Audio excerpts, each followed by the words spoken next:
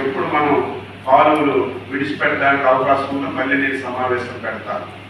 తప్పనిసరిగా మీరు ఈ రోజు నుంచే మీరు ఎమ్మెల్యేస్తో మాట్లాడి ఎక్కడికక్కడ బుక్లైన్స్ పెట్టించి మొత్తం జంగిల్ క్లియరెన్స్ చేయించండి, ఎస్టిమేషన్ చేయండి. నేను ఇద్దరు నా మిత్రులే, మంత్రి నాకు చాలా బాగా క్లోజ్. నేను ఆల్రెడీ శశిభూషణ్ చెప్పాను, టెంపరీగా మీకు ఎంత డబ్బు కావాలంటే నేను ఇప్పిస్తాను. మీకు ఇది బాధ్యత. ఈసారి టైలెంట్కి నీరు ఇవ్వలేదనే మాట రాకూడదు. రేపు వంశధార నీళ్ళు వచ్చిన తర్వాత పోలీసులు పెట్టైనా ఫస్ట్ మనం అన్ని కెనాల్స్ క్లోజ్ చేసి ముందు వజ్రపొత్తులు పలాసకి నీళ్ళు ఇచ్చి తర్వాత మనం పూర్తిగా అన్ని దగ్గరలో తెచ్చుకోవడానికి అవకాశం ఉంది. నేను అనునిత్యం మీకు అందుబాటులో ఉంటాను. ఈ ప్రాజెక్టు మీద పూర్తిగా అవగాహన ఉంది, కాలువల మీద అవగాహన ఉంది, ఫండ్స్ ఎలాగ తేవాలని నాకు తెలుసు. అది మీకు ప్రధానమైనటువంటిది. మిగతా ఆఫీసులు ఉంచుతారని తర్వాత నేను మాట్లాడతాను. ఇప్పుడు మీరు చేయవలసింది ఈ కార్యక్రమం. రెండవది మైనర్ ఇరిగేషన్. ఆ డిపార్ట్మెంట్ ఉందో లేదో తెలియదు. కనీసం ఎక్కడ కూడా ఈ 5 సంవత్సరాలు సింగిల్ ఎంట్రీ మైనర్ ఇరిగేషన్ మీద పెట్టిన సందర్భాలు లేవు. మైనర్ ఇరిగేషన్ ఏవైతే పెద్ద పెద్ద ట్యాంక్స్ ఉన్నాయో మీరు ఒకసారి మళ్ళీ మీతో మాట్లాడతాను. ఈరోజు ఎమ్మెల్యేలతో మాట్లాడి ఎక్కడ ఏ అవసరం ఉందో మీరు తీసుకుంటే అది కూడా మనం చేయడానికి అవకాశం ఉంటుందని చెప్పి తెలియజేస్తున్నాను. ఇది మీ బాధ్యత. వంశధార నాకు రేపటి నుంచే పనులు ప్రారంభించాలి, ఎక్కడ ఇబ్బంది లేకుండా చూసుకోవాలి.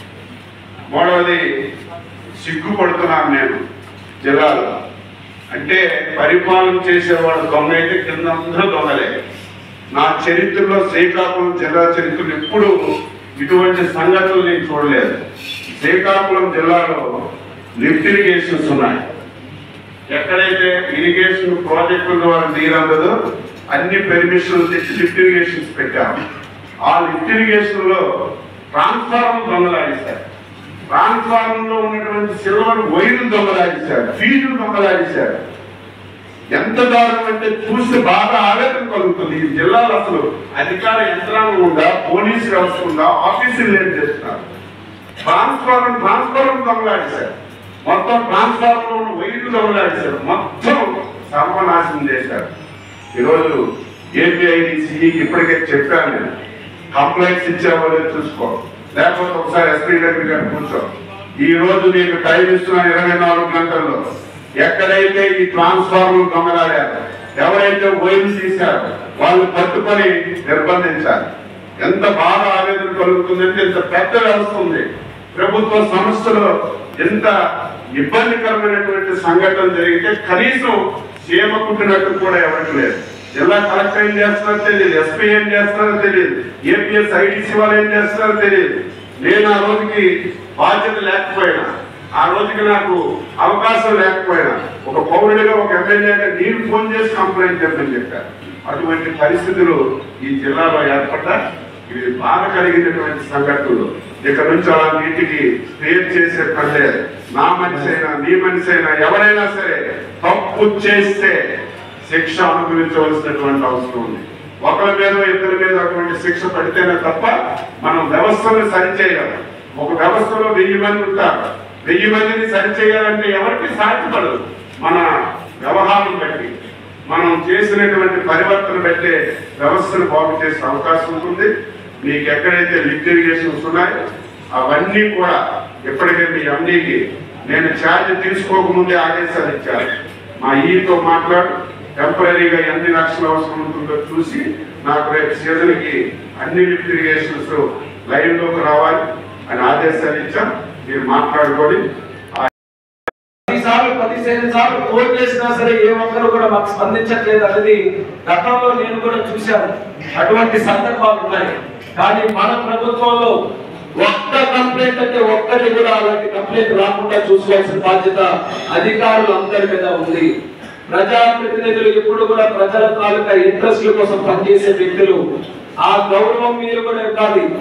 ఏ కార్యక్రమం చెప్పినా సరే ప్రజాస్వామ్యం కానీ రాజ్యాంగం కానీ మనకందరికీ కూడా కొన్ని హక్కులు పెట్టింది.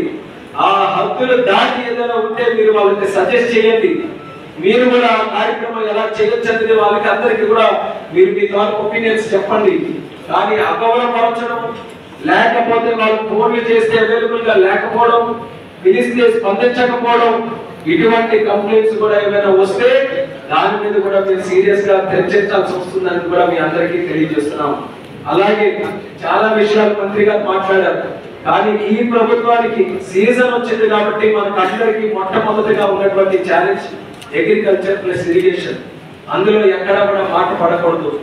మా అందరికీ కూడా గుండెల్లో ఉన్నటువంటి సబ్జెక్ట్ ఇరిగేషన్ కానీ, అగ్రికల్చర్ కానీ, రైతులు కానీ, అక్కడ కానీ ఎక్కడైనా లోటుపాట్లు ఉన్నా, ఏ పొరపాటు ఉన్నా, రైతులకి ఎక్కడ ఏ బాధ కలిగినా వ్యక్తిగతంగా మాకు బాధ కలిగినట్టుగానే మేమందరం కూడా ఫీల్ అవుతూ ఉంటాం. కాబట్టి దానికి సంబంధించినటువంటి అధికారులు రాష్ట్ర ప్రభుత్వం నుంచి, కేంద్ర ప్రభుత్వం నుంచి మా వరకు ఎంత సహకారం అందించాలన్నా సరే శక్తి వంచన లేకుండా మీ అందరికీ కూడా మేము తోడుగా నిలబడతాం.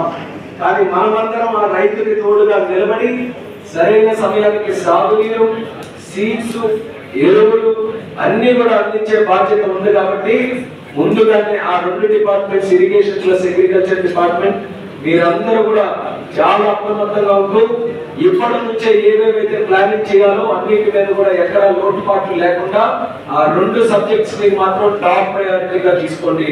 అలాగే శానిటేషన్ గురించి కూడా చెప్పారు.